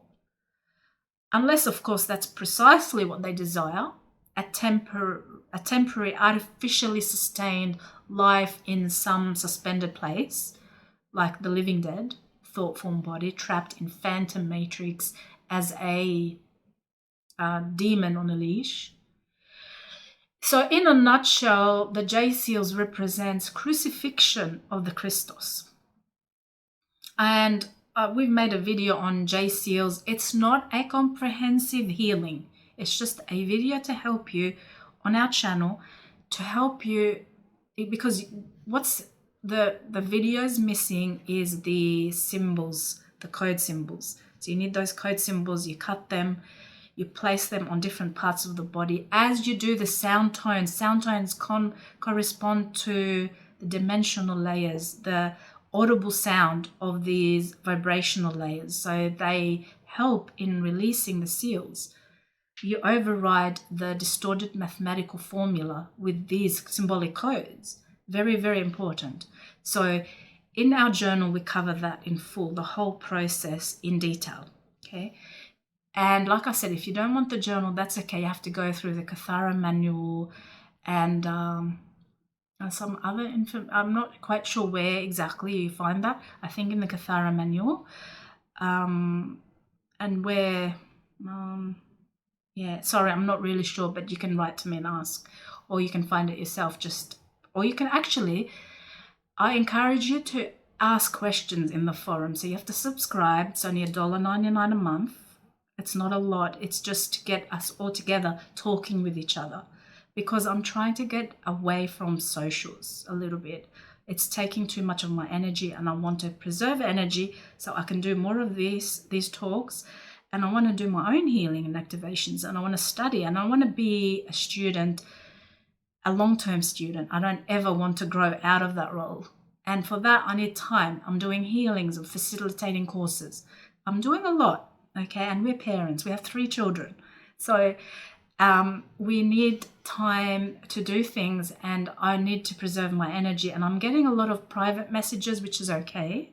But I prefer if you're going to participate in talks, ask questions and things like that, please put it in the forum and allow other people to engage in the conversation.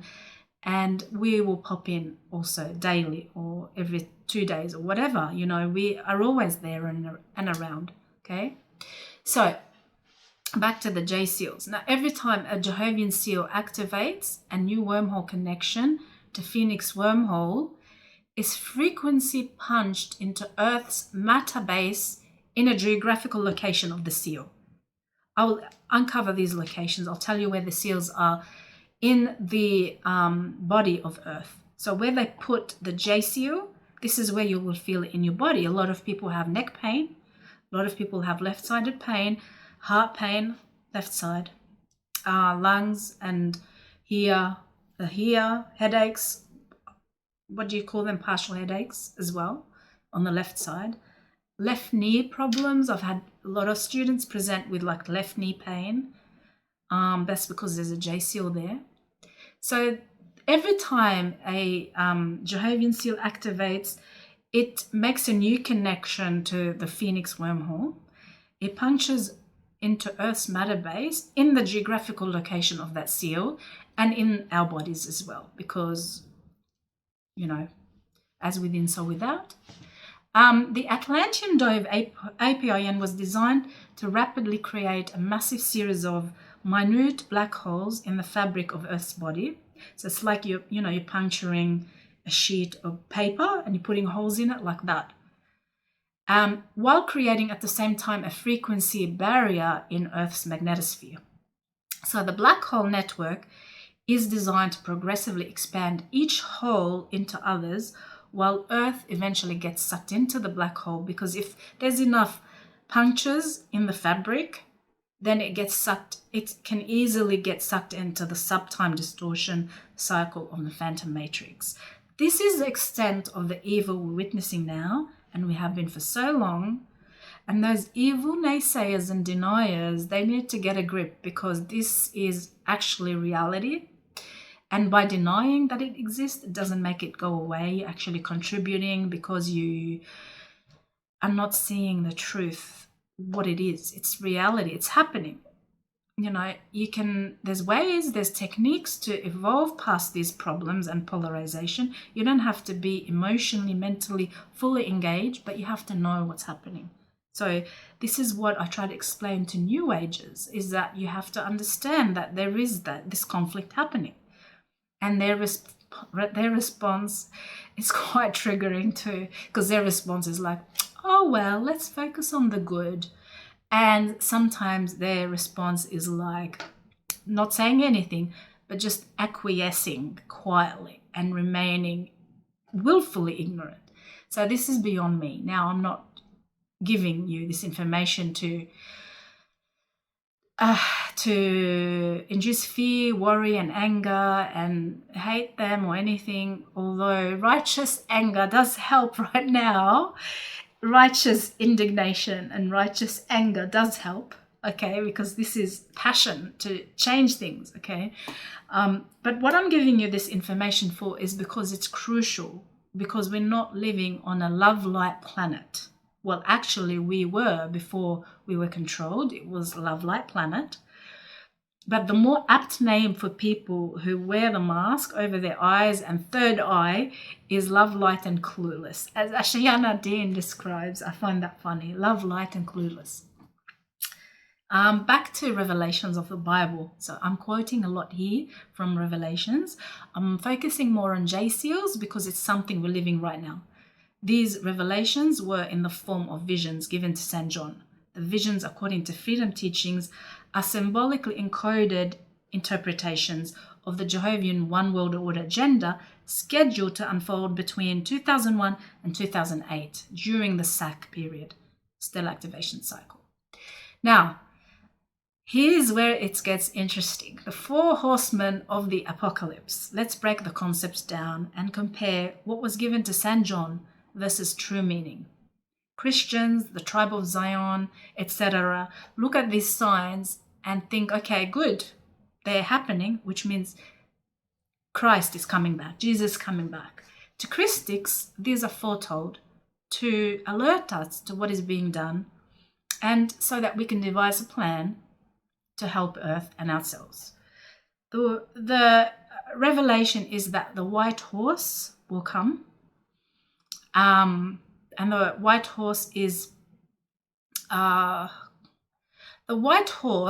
often interpreted as a symbol of conquest or a false sense of peace. The rider will come carrying a bow and wears a crown, signifying an intention to conquer. Okay, it's an intention to conquer. This is my own paraphrasing, by the way. It doesn't say that verbatim, I'm paraphrasing. What does this mean? The bow corresponds to Sagittarius constellation, which to me, Sagittarius, think of Sagittarius. It's a charismatic personality, a charismatic individual who may seem amiable, you know, like people love him or her, but harbors hidden intentions. In Christic teachings, the white horse corresponds to Seal 1 in France and carries D11 and D12 silver white Maharic light spectra. So I believe this horseman, I should say, signifies a leader or a conqueror who appears charismatic and loved and loving, attempting to appease followers, who will present a facade of harmless events, bringing a sense of fun and seemingly peaceful events, and particularly since the arrows of the bow are missing. So when you don't have anything to shoot your target with, so it's just like, I've got it, but I'm not going to use it, so I'm harmless. But it seems charismatic, coming on a horse, light-spirited, representing bow and the crown, which is Sagittarius. And so, I don't know, that's just, you know, I've read it and I've made up my own, and that's what I think it is. So that's the white horse. Then we have the red horse in Revelations, and I quote, "Behold, a red horse, its rider given the power to take peace from earth and make men slay each other, and he was given a mighty sword." This is when things get serious. This is when the rider, the horseman, is about war, is about taking peace from earth, and a peace from earth too. A large sword symbolizes what? Symbolizes conflict and bloodshed. So that's Seal 2, Jehovah's Seal, connected to the Seal 2 in Atlantic Ocean west of Angola. It's all the seals, by the way, are placed on the axioternal line 7, vertical. And that happens to be near the border of Chile and Bolivia, representing Seal 2, carries D1 red spectra, connected to stability and connection to Earth.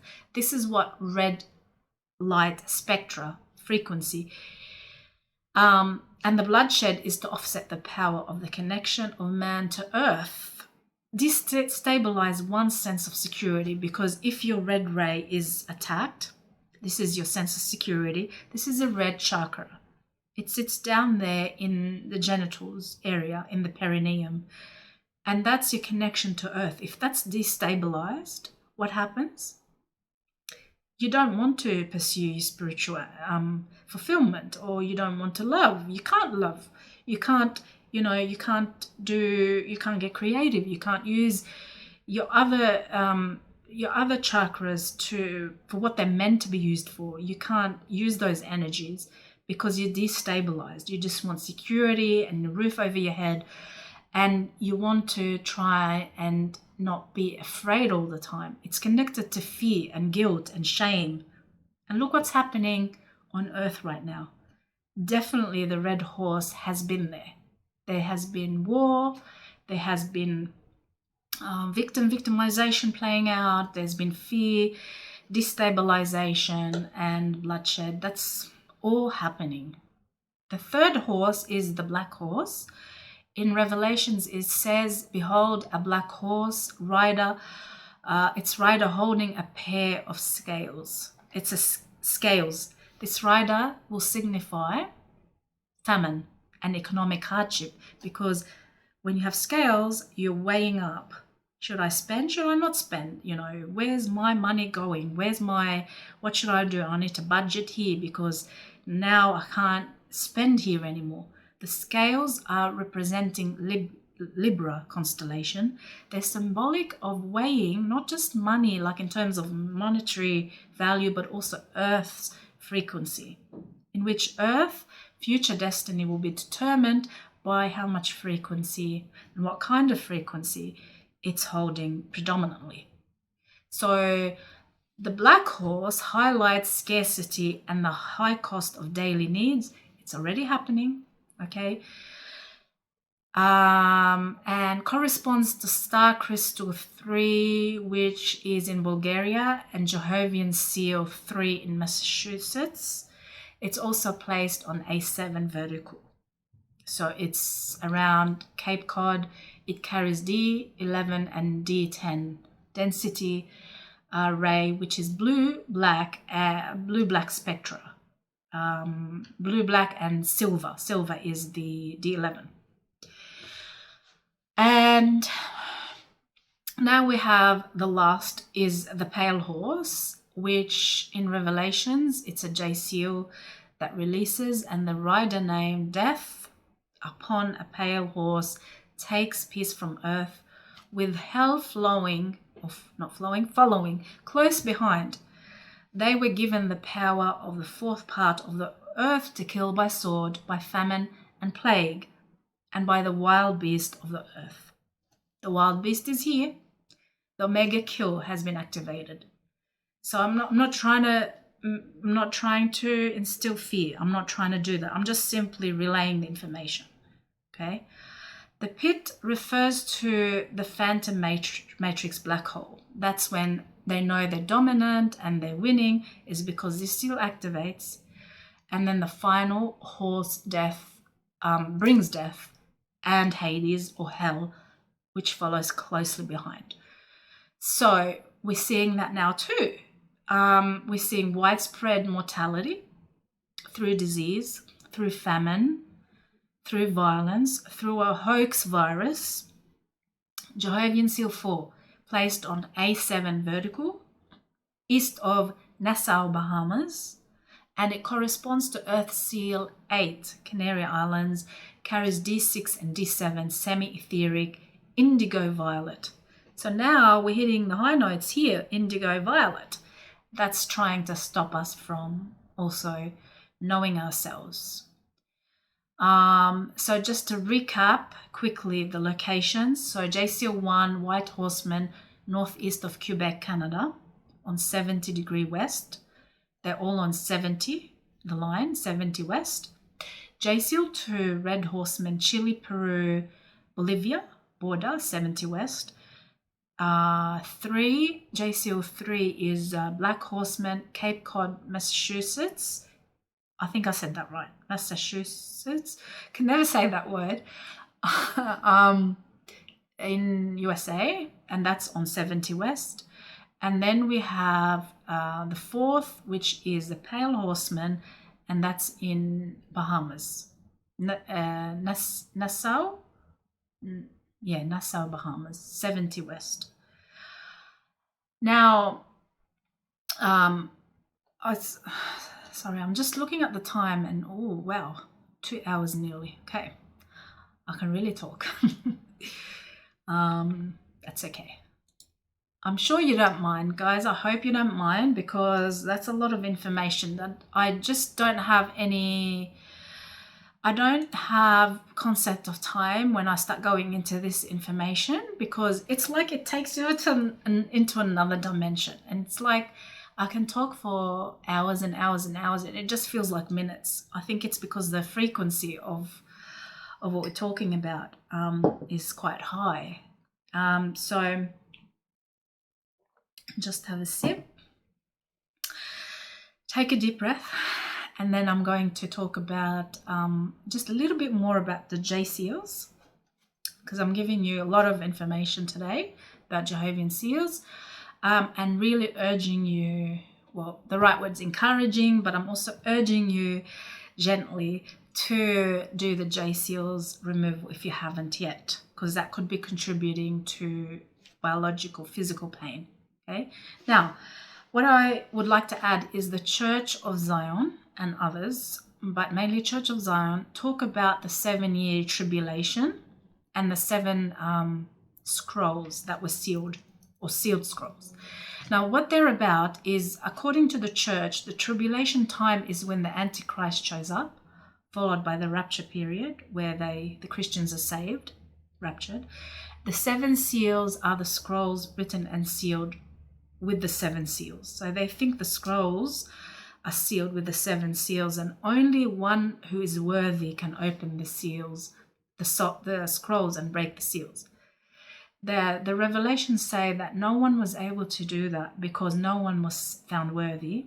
It follows that the Lion of the tribe of Judah, so they're waiting for the right person, I guess, to come and open the scrolls.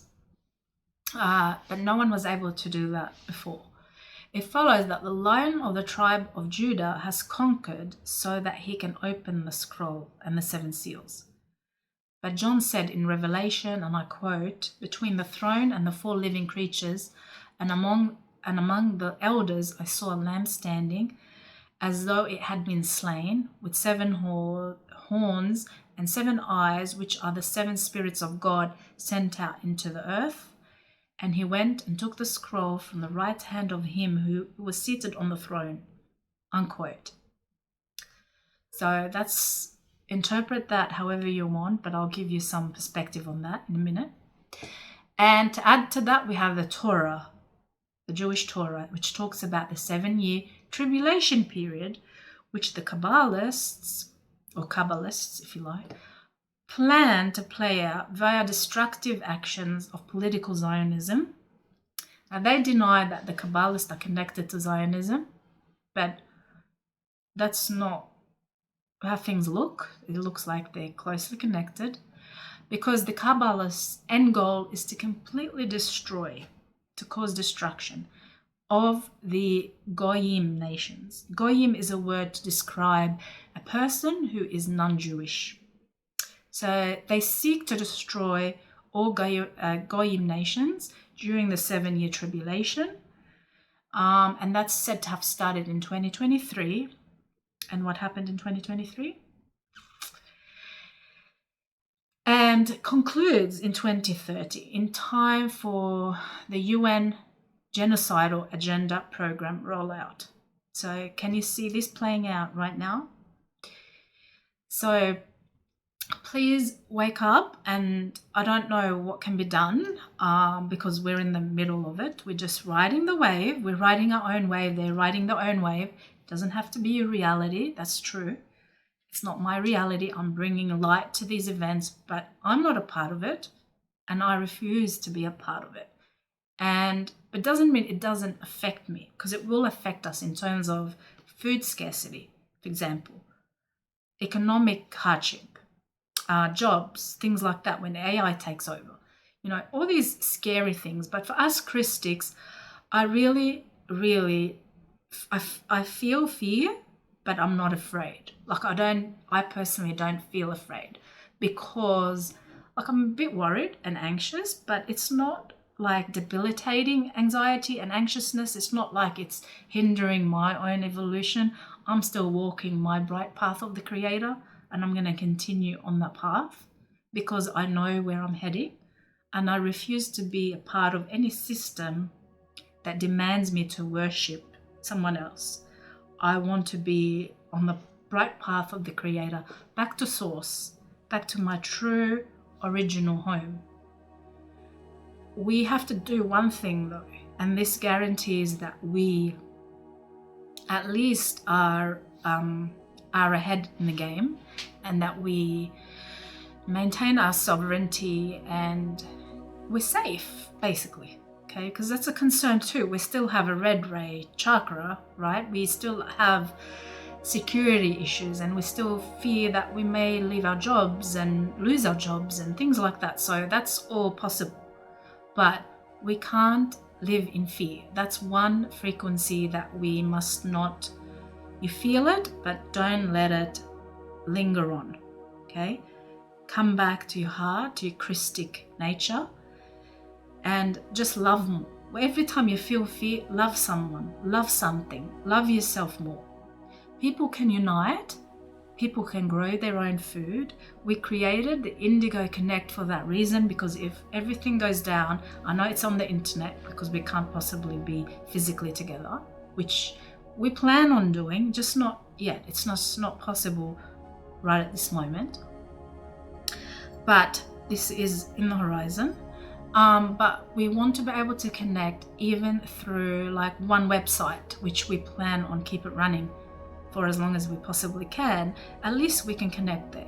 Like if they disconnect Facebook and, you know, because you have to have like a chip and things like that, then at least we know they can't take what's ours away from us. Well, they can, but not likely, you know. So we want to we created the Indigo Connect. Yeah, Matt actually created it. I just said, oh yeah, that's a good idea. But yeah, it's very good for what we need it, for the purpose of keeping us together, united. That's the least we can do. So please go on there, subscribe. It's very, very cheap. We only wanted a few dollars just to pay the subscription, because we have to subscribe to something to get a subscription to enable that service. It's simple, but we are so used to being codependent on other people to hand us down what we need, like food and things like that. But it's simple. We can go off the grid. Like we're going to get another caravan upgrade, and we're going to live out there somewhere for a while. So I'm going to start like streaming these videos from the caravan towards the end of the year. That's the plan. Anyway, I'm coming back now to Revelation. I digress. The revelation continues that those who will be raptured will make it by the blood of the slain, the Lamb. Why the Lamb? Because the Lamb is the heart of the lion. Who is the lion? So think of the lion nations. The lion is in reference to the LPIN, the Christic gridworks of consciousness, the Lyran Pilon interface network. They're declaring that by slaying the heart of the lion, they have become victorious. By blood of the Lamb, they rise, they're redeemed. They're declaring that by the time the prophecy is fulfilled, they can celebrate victory, and they can be raptured. So they're raptured on the blood of others. How disgusting, filthy is this? It's really angers me. It does, because people believe it. They're so obstinate. They do believe anything they're told just because someone wrote some words in the Bible. Because it says Bible, then they believe it without questioning a thing. So by killing others, you're saved. You're raptured. Like, that's purely diabolical. That's all I can say. So the freedom teaching perspective. So according to the freedom teaching, 7 are seals. These seals are meant to bring destruction when they begin to activate. The APINs put into the exotonal line 7, that's in your body, but it's also on the map, on 70 West. So they can align to the wormhole. So they can align all these seals to their wormhole. And remember, our body reflects what distortions there are on the planet. This is why we have blockages called J seals, crucifixions, in our bodies. No one can open the scrolls. No, it means no one can remove them. They're set in stone. So that's going to happen. The elders are the 24 gods and goddesses, self-proclaimed, those who fell. In other words, the fallen angelics, and they became worshipped. These 24 are coming back. The lion is the LPIN. This is the crystal pylon interface network. And that belongs to Christics. And the lamb is the heart of the lion. What is meant here is that those who place the seals, Jehovah and Anunnaki, they've conquered and defeated the lion, the Christic nation. So the Revelations continues by making reference to everyone bowing down before the King on the throne and the Lamb, and every creature in heaven, earth, and the seas, and the 4 living creatures, meaning the 4 horsemen. Everyone's bowing down and worshipping him who sits on the throne. I believe that's their Lord, okay, the Antichrist, but they think it's Jesus. So Christians think it's something. Fallen angelics, it's someone else. For us, it's completely fabricated story. Okay, so what is all this whole demand for worship thing? This comes from the fallen angelics. And if anything demands worship, if anything sits up there on a pedestal and looks down on people, that is a fallen angelic behavior. Christics don't do that. Christics don't sit higher. They may sit on a chair or a comfortable seat. Everyone may decide or may opt to sit on the floor. It's different, but when you don't come down because you feel you're more privileged and you feel like you're of a higher, placement, then you're not a Christic being. Okay?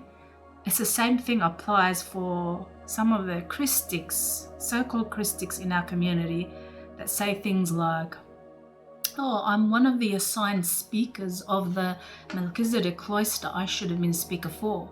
Or we're all speakers, we're all disseminating the information, but to go and tell everyone that you're this or that, or you're a chosen one, or you're the mouthpiece, or you're, you don't have to say these things. We're all here together trying to make sense of this reality and the metaphysical, the spiritual realms, trying to find our way out of this mess and back to God's source. And it doesn't matter who speaks for who. It doesn't matter. What matters is that you have good intentions. And good intentions reflect on the face, and you don't have to say you're something or other, because that's just like speaking from the ego. It's not speaking from the heart. So I'm not saying I'm anything. I just want to come here, do this, explain, bring the information, and then give you the choice to accept it fully, wholly, partially, whatever you feel, or not. It's up to you. I'm just doing this for the goodness, for mankind. That's it. So anyway, I want to finish this session because we're really going over 2 hours, and I don't want you to be angry at how angry is the wrong word, but you know, when you sit and watch something, you're just really like itching to get up and go, but you can't. You just want to watch a little bit more.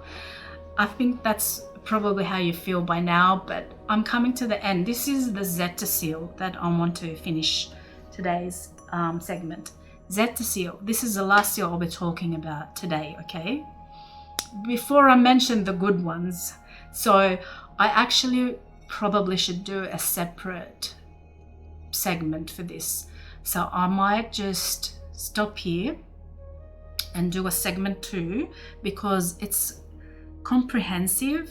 When it comes to Christic seals, I want to give them justice. I want to explain properly how Christic seals work. So yeah, I'm going to end this session now, okay? And I will come back. I don't know when, I'll let you know, but maybe in a few days. And I will talk about Zeta seals, Christic seals, and then I'll talk about maybe another segment. I'll talk about APINs, wormholes, and healing. Okay, I think that's what I've been now guided to do. Okay, so I will end this session now, and wishing you love and omni-love. Omni-love, omni is a good word. It means all-encompassing, it means universal. And I will see you next time. Much love.